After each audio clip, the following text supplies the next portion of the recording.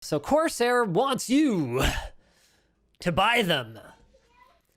All right, so the original article here is from The Verge, and I have actually read through a fair amount of the Form S1 filing as well, because I was really, really curious about this.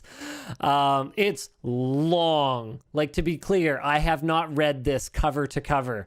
It is many, many, many pages of, everything that's good about Corsair and the structure of Corsair and the balance sheets of Corsair, and one of the things that I was, and how well they think they're positioned and what their potential for growth is and what challenges could be. So as you alluded to earlier on in the show, they did acknowledge that one of the reasons that they were profitable for the first 6 months of this year was actually due to the global pandemic and a lot of people becoming suddenly interested in upgrading their computers. So they actually made a loss in every previous year that they reported here. You can tell from the bracket. Oh, no, not August 24th, 2017 to December 31st, 2017. Apparently that was a money-making period for them. But they actually made a loss in the previous 3 reported periods, 2018, 2019, and 2019. 6 months ended June. Oh, beginning of 2019. But then 2020, for the first 6 months, they made a profit, which they attributed in no small part to the COVID lockdown. Anyway, one of the things that, look, it goes on forever and ever and ever and ever and ever and ever and ever. What's this gamer pyramid? Hold on a second. And not only are they doing well because they have cases and cooling products and power supplies and storage drives and keyboards and mice and all that kind of stuff that we've known them for a long time. But very recently they had acquisitions like Linus, I think, just said it, with Elgato and Scuff Gaming and Origin PC. And that's the amount of people that are moving into, I think Twitch streaming was already really making a rise for PC purchases and PC players again after it had been falling for a long time. And then now that people are stuck inside, teachers are teaching from home if they don't want to cause disasters. And all of these other things. People are getting into streaming, not just for Twitch now. They're getting into streaming for meetings, for conferences, for teaching situations, for so many other reasons. And Elgato matured at exactly the right time. Oh yeah, for sure. Their product stack, the packaging, the marketing, everything just finally got to the point where it's this is very professional, and there's a set of products here that can solve pretty much all of my streaming problems, and they all work together nicely, all that kind of stuff. They hit that point, and COVID showed up right away. They were ready. Crazy. There's people in my life that I wouldn't expect to know almost any computer hardware name that are very interested in Elgato. It's a wild experience. Just a quick side note for those of you, I've been asked before, if I would take Linus Media Group Inc. public, and when I say no, invariably, I've been asked why. That document alone is all the reason that I need to not do that, because creating that document looks like the worst thing ever. And yes, a lot of it could be created by, the lawyers who would be involved in a process like that. But a lot of that really looks like it has to be handcrafted by the executives that are laying out sort of their plan for the next, 1, 2, 5, 10 years, and making this case for why, in this case, Corsair is trying to raise $100 million cash in return for a sale of some portion of the company. I don't actually know how much they're valuing themselves at. Based on that, they're doing $1 billion revenue a year right now. What? Corsair sells $1 billion worth of memory and power supplies and stuff. I would say they probably think they're worth a lot, but and streaming hardware. Yeah, not Elgato stuff has been sold out the whole year. Basically. Anyway, the biggest reason that I was digging into this was just my own personal idle curiosity, because I wanted to know how much they spent on Origin PC. Ever since they announced the acquisition of Origin PC, I've been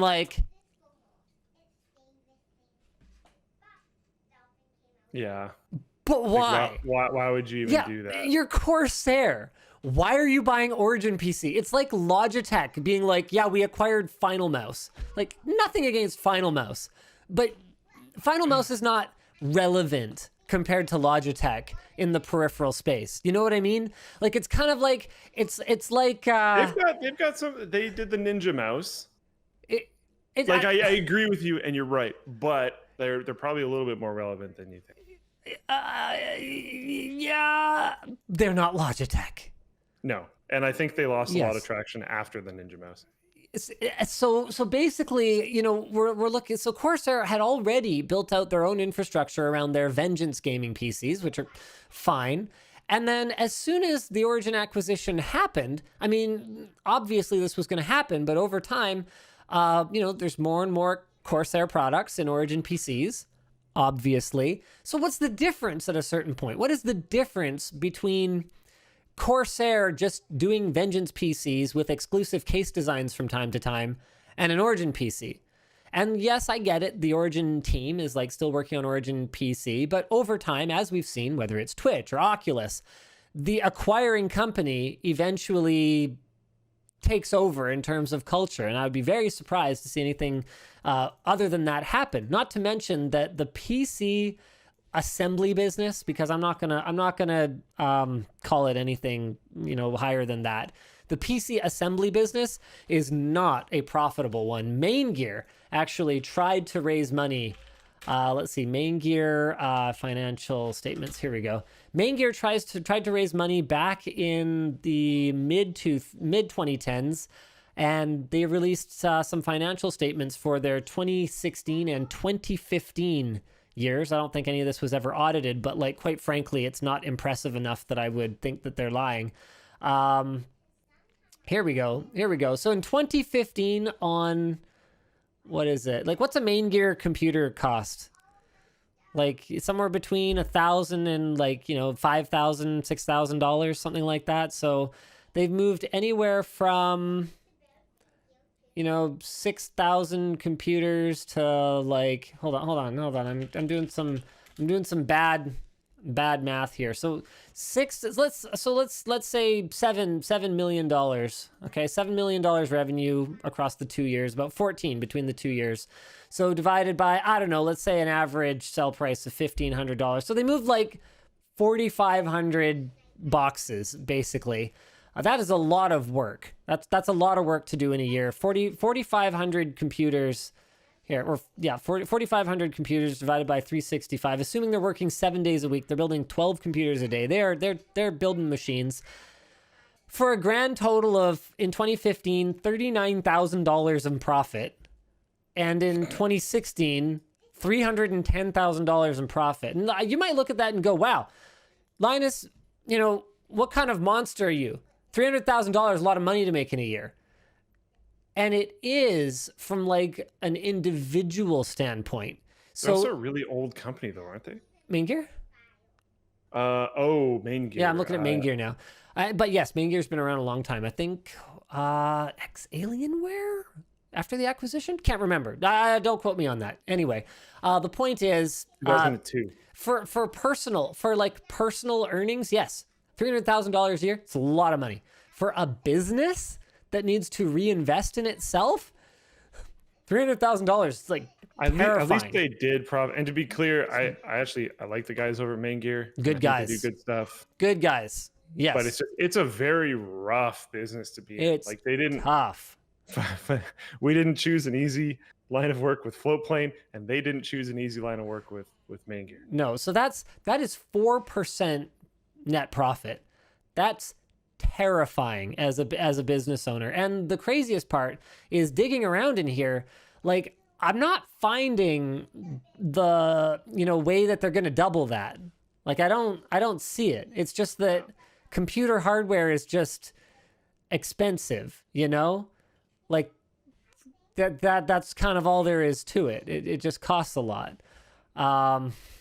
So that's anyway, so that's what led me to believe that like the Origin acquisition must have been cheap or something.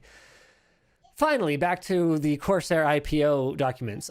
So I found out, I dug in there, I found out, apparently it was $13.8 million for Origin PC, and $2 million of it was in Corsair stock, is my understanding. I'm not a lawyer.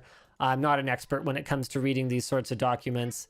But I found that absolutely fascinating. I kind of think maybe I should have started a PC building business a little while ago so that I could flip it for apparently $14 million to Corsair. There is no way. There's no way on this green earth that I would pay $14 million for Origin PC. No offense. Love the guys over at Origin PC. Good folks. Good people. There's no way that business was worth $14 million. No offense to Corsair. Y'all got fleeced real hard, I think. Just my personal opinion. Personal opinion. Yeah. JMO. Yeah. Fleeced. And I could understand it again from like a things we do expansion standpoint. But they already built PCs. Already did it. Yeah. They like literally already figured it out on their own.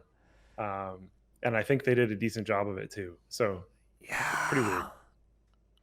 I don't know, man. Anyway, in the SEC filing, it was noted that the global demand for PC gaming and streaming gear reached 36 billion in 2019. That's another thing. Is Corsair, one of the things in the document here actually was Corsair's position in a variety of different, or like their market share position in a variety of different categories that they participate in. Yeah, check this out. So that's one of the other concerns I have. 36 billion for PC gaming and streaming gear. Corsair's already selling $1 billion a year, and they are already number one in keyboards, high performance memory, computer cases, power supplies, and cooling. Number 2 in streaming gear and performance controllers. Number 3 in mice, and number 4 in gaming headsets. So one of the reasons that you invest in a company is if you think it's going to pay a strong dividend, or, well, the two reasons you invest in a company are if you think it's going to pay strong dividends on an ongoing basis because it's got like a good foundation to their business model, or number 2, if you think the stock's going to go full stonks mode to the moon and you're going to be able to cash out of your investment in the company. So based on that, Corsair is looking at a total addressable market of 36 billion. They already sell $1 billion a year. They already are at the top of like most of the categories that they participate in. And what is even left for Corsair to expand into? They're not gonna acquire the expertise to start making motherboards anytime soon, or CPUs. So like Corsair, they already make chairs. I was like, Corsair chairs? Nope, they already do that. Corsair like hair product? Like what? Where are they going from cards? Here? Same thing. Unless they want to like, I mean, I don't know. Maybe they raise $100 million and they're like, yeah, we're going to build like an SMD like manufacturing facility or something. Like maybe, I don't know, but why? Like that's another business that is just horrendous. Yeah. There are 2 companies that make money selling graphics cards. Yeah. NVIDIA and NVIDIA. I was going to say there's basically one.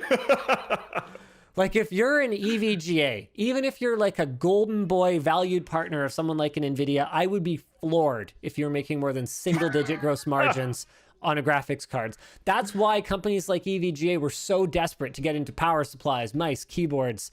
I mean, sound cards. That's how desperate EVGA is. They're making sound cards now. Like who even has a sound card anymore? No one. People in Twitch chat are coming up with different ideas like coarse hair. Coarse hair. And coarse air. So DigiDude says over on Floatplane, Corsair did hybrid coolers for GPUs with MSI, right? Sort of. Corsair leveraged their partnership with Asetek and their fan designs to do a hybrid cooler in partnership with MSI. Corsair didn't design a graphics card at all. Or cool, yeah. DigiDude says maybe Corsair should try and merge with MSI. There is no way. I'd be shocked. Also, MSI is a pretty big company. I don't know if you realize this, but a lot of the brand names that you know, like Asus, MSI, Gigabyte, they do a ton of work not under their own brand names. They are huge companies.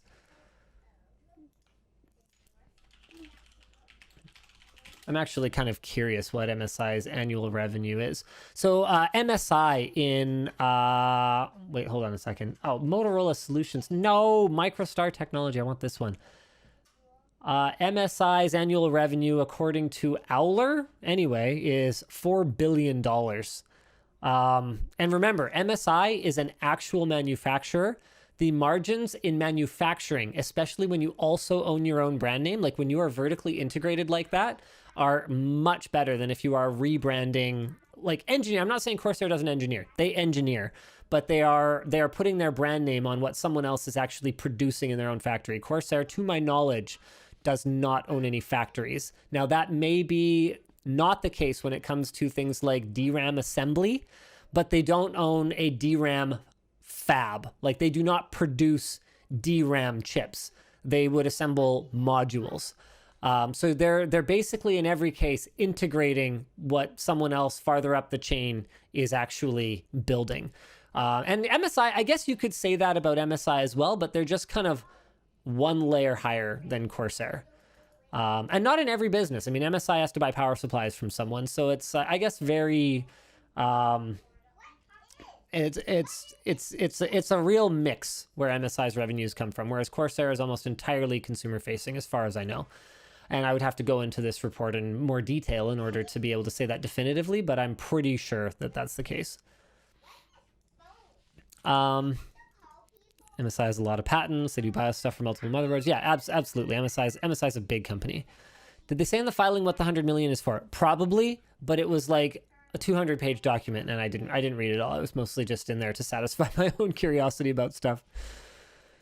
So I'm not going to hold you to this forever. I'm not going to bring up this WAN show in 3 years and be like, da, da, da. Luke, would you buy Corsair? I'm not good at this stuff. I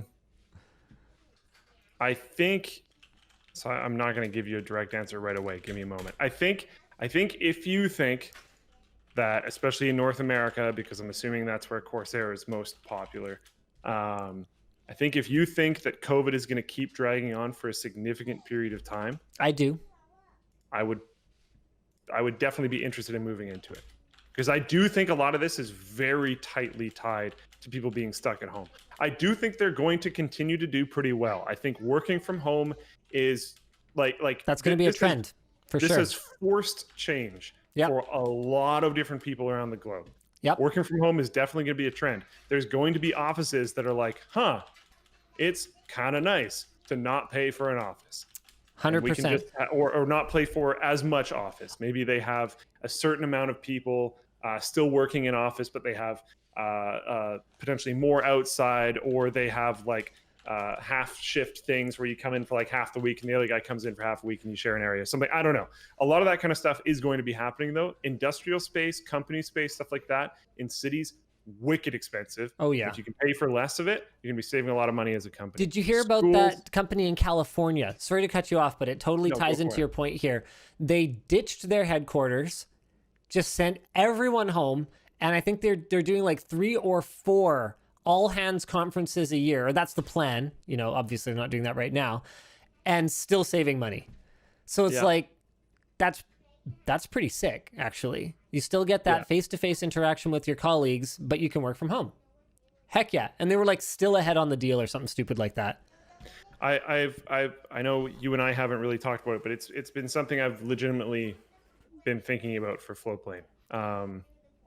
And I actually hadn't heard of that, and I really like that idea, because the one thing that I've been hitching on this whole time is there is, as cheesy as it is, team building is actually really important.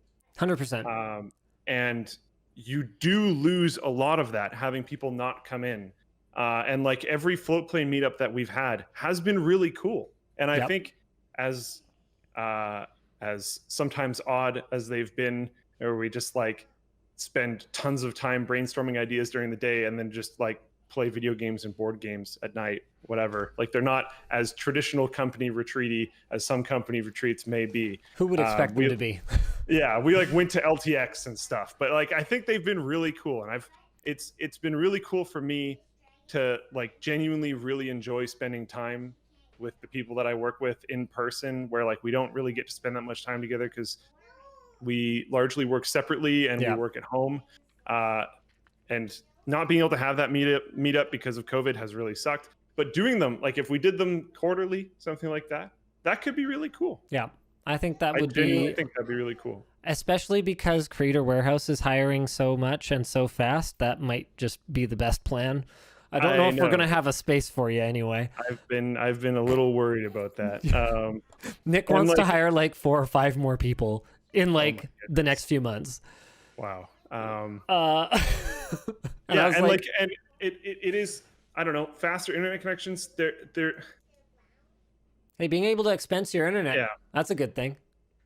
We would probably have to shift to stuff like that, supporting people's purchasing of like ergonomic things for their home and internet connections and stuff like that. And that's fine. Fully support that, by the way. So no problem. No, I love how we're having like a biz dev discussion just live on WAN. I know, right? There's been some questions about this from Floatplane people, like what our approach there is going to be, and I just haven't really known. So I guess here's your partial answer. I'm sure we'll continue to discuss. Yeah, stop stalling. Stop stalling, Luke. Okay. Jumping back to Corsair. Yeah. I don't know. I don't really like messing around with stock stuff. So like personally, such a cop-out. What a cop-out. Personally, cop-out. I mean, well, because the problem is I could rectify this question like right when this IPO goes public. So if you were like, would you buy it? I would have to actually buy it if I said yes, or else I'd just be a liar. Okay. And I'm not going to buy it, so no. All right, that's fair. That's fair. How about hypothetical Luke that does invest in stocks then? More actively. Sure. Maybe. I think I would be worried about the hype around it, because I think a lot of people are going to look at it and go like, oh, computer stuff that has like a lot of streaming things built into it around COVID, let's go in. I think there's going to be a lot of that reaction. So I think I would hold back from the initial, because I don't really fully know how like buying right on an IPO works. If you're able to get at their launch price and then sell within like almost 24 hours. So you would go short. This is great. XX Random Delta XX on Twitch. Hypothetical Luke that buys things. Nailed it.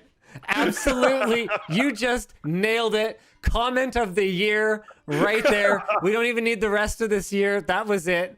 A hypothetical Luke that spends money. That is truly hypothetical, says Janelle Taylor. Oh, that's hilarious. All right, some people are wondering. Yeah, I guess I would go short, and that's not because I don't think they're a good company or anything like that. I just think the hype around it and the like, I know things that COVID's going on, I'm gonna big brain this. I think there's gonna be a lot of that, and it's gonna temporarily boost it. That's fair. We've got a couple other Floatplane comments here. Hold on, what's this? Remember, 3NG Brock? Remember when LTT used to be a tech channel and not a clothing brand? Okay, we are still a tech channel. I've actually got an upcoming video that I'm going to tease real quick here. We are doing How Does LMG Make Money V2? Cool. And it's going to include the merch business in it. And if these numbers are accurate, which they don't actually look right to me, so I was gonna ask some questions about them. But if these numbers are accurate and my Google Sheets will ever load, then I was going to give you guys a teaser here for how much of our revenue actually comes from merch. And it's really taking a very, very long time to load. How about we download the Excel? What do you think? What do you think of that? Yeah, you like that? What do you think of that? Okay, there we go. So that's done, but it's not open in Excel yet because it's being stupid and slow. Come on, I got a live show to run here. And then there was another one, Rod's posting in the Floatplane chat. There's people who are wondering what Creator Warehouse is. Creator Warehouse is the merch team. And okay, here we go. So merch is clothing and other 16%. And I don't know if that's revenue or profit right now. I can tell you that if it's revenue, it's that number is like higher sounding than like it's less impressive than it sounds, because profit on merch compared to revenue is much lower than when you're selling like views, you know, like influence. Well, sort of, because you also have a lot of overhead that goes along with making videos, I guess. So it's just how you do the math. Yeah, so there's a labor cost to making videos, but then there's also a labor cost and a materials cost to making merch, which is one of the reasons that I actually shied away from getting into physical merch for so long, even though, you know, everyone and their dog, like, you know, merch companies like Teespring and whatever were like, yeah, you guys should like get hardcore into merch because you can make so much money. I was like, it just doesn't seem like a great business. You got all this inventory and all this liability. Like, I don't know. It's been pretty good. It's been pretty good for us. So should I check the straw poll first, or should I give my answer first? I I think made a you straw should poll. answer first. You should make I me think- answer? Absolutely Yeah. not. Absolutely not. Would you do what I said? Nope. No. I don't even think there's going to be a lot of hype around it. I think that the PC enthusiast community thinks it's really big. In the grand scheme of things, it's not very big. And what moves like major amounts of money on the NASDAQ is Public hype. mainstream Yeah. mainstream appeal, mainstream acceptance. Like I was listening to Jim Cramer talk about AMD, and it was clear that he's informed about them from like a business standpoint, but he seemed to think that like a 7-nanometer chip was somehow like if you had the 7-nanometer, you like had the key to success. When actually it's not that simple. You could have a bad 7-nanometer chip. You could have a good, 10-nanometer chip. You could have a bad 14-nanometer chip. You could have a lot of bad 14-nanometer chips. It's all like he didn't really understand like the technology. He didn't really understand what he was talking about with respect to that. Even though like his advice overall, like his analysis was actually, I thought, very good. This was an article a little while ago, so don't be running and looking at it and like making a decision based on its old news at this point. But it was sort of a reflection moment for me, because I was listening to that going like, yeah, that's how like an average investor, not even an average investor, that's how an educated investor is looking at these companies. And I think if that's the amount of understanding that someone like a Jim Cramer has of, process node technology and the importance to a company like AMD or Intel, like imagining the average investor looking at Corsair's portfolio and thinking that keyboards with colorful lights on them are going to be the next like Apple Inc. I doubt it. I doubt there's going to be that kind of like rabid fanboyism around them, and I doubt there's going to be that kind of momentum where you could just buy it and flip it a couple days later for a big profit. You know what would be really interesting, and I would love for someone else to do this, because as the quote of the year said, I'm clearly not the one to do it. But an investment bot that was given some amount of money that acted based on Google Trends data. Ooh, interesting. So it crawled Google Trends data and tried to make investment predictions based on that. Interesting. Okay, so Corsair, interest over time since Q4 2019 or late Q3 has gone up a bit, but it's down off its peak in April of this year. So there you honestly, that might kind of make sense. go. Oh, wait. Well, related topics, Lincoln MKX SUV. Oop, derp, derp. Okay, why don't we try Corsair memory? Well, and like, I think we can try Elgato. Elgato. All right. I was gonna say, I think you'd have to feed it a fair amount, because it would have to know like what things really related to it. Okay, so Elgato peaked in March and April, Actually, April of this year. May.